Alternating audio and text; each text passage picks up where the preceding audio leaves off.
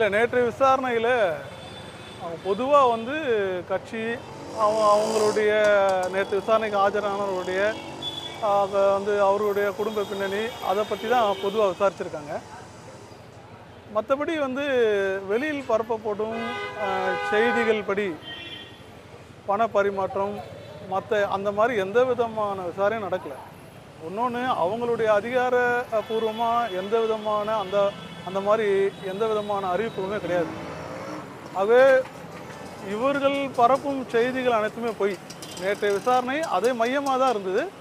ஏன்னா அவங்க வந்து சம்மன்லேயே குறிப்பிட்ட மாதிரி அந்த ஓமலூர் வழக்கு அந்த வழக்கு பற்றிய விவரங்கள் இதில் தான் வந்து அவங்களுடைய கவனமே தவிர மற்றபடி கட்சியோடைய நீங்கள் வந்து வெளியிலேருந்து சொல்லப்படும் அந்த பொய் செய்தியான நிதி அதை பற்றியான எந்த விதமான விசாரணையும் நடக்கும். இன்றைக்கி வந்து அவர் மாநில இளைஞர் பாசறையினுடைய நிர்வாகி இடும்பாவனம் கார்த்தி அவர்களும் சிவகங்கை மாவட்டத்தினுடைய பொறுப்பாளர் தம்பி தென்னகம் விஷ்ணு அவர்களும் இன்றைக்கு விசாரணைக்கு ஆஜராயிருக்காங்க.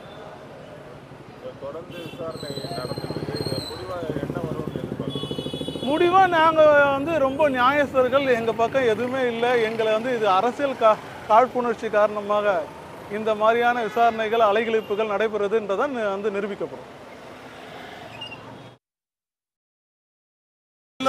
ஒரு குழுவினர் கட்சியை வந்து பிளக்க முயற்சி அப்படின்னு போன்ற தவறான திட்டமிட்ட பொய் செய்திகள் பரப்பப்பட்டாலும் அதை எந்த விதத்திலும் எங்களை பாதிக்காது. மிக நேர்த்தியான எங்கள் அரசியல் பயணம் தொடரும். வரும் நாடாளுமன்ற தேர்தலிலே நாங்கள் பெரும் எழுச்சியோடு பணியாற்றுவோம், வெற்றி பெறுவோம். ஐயா உங்கள் பேர்?